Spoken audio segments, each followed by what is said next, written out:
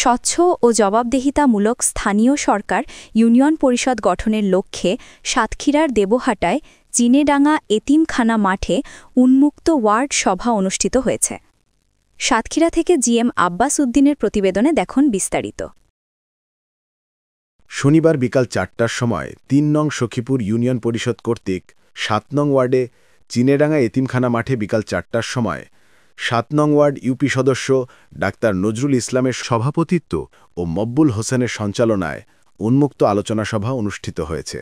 সভায় অতিথি হিসেবে উপস্থিত ছিলেন ভোমরাজ থারবন্দর প্রেস ক্লাবের সাবেক সাধারণ সম্পাদক ও কার্যনির্বাহী সদস্য হাফেজ জিএম আব্বাস উদ্দিন, ওয়ার্ড সভাপতি বাংলাদেশ জাতীয়তাবাদী দল মেসের আলী গাজী, সভাপতি মৎস্যজীবী জাতীয়তাবাদী দল শফিকুল ইসলাম, জামায়াত নেতা মফিজুল ইসলাম ও আক্তার হোসেন, ইমাদুল হোসেন, গ্রাম্য পুলিশসহ গ্রামের গণ্যমান্য ব্যক্তিসহ সাধারণ জনগণ।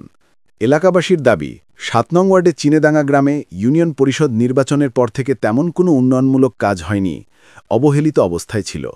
গ্রামবাসী দাবি, রাস্তার ইচ্ছলিং সংস্কার, ৪টি পুকুরের ধার পাইলিং করা, এলাকার পানি নিষ্কাশনের জন্য ১২০০ ফুট ড্রেন, এতিমখানা মসজিদগামী ইটশোলিং রাস্তা ও ভিজিডি, বিজিএফ, বয়স্ক বিধবা পঙ্গুভাতাসহ অন্যান্য উন্নয়নের জন্য দাবি করেন।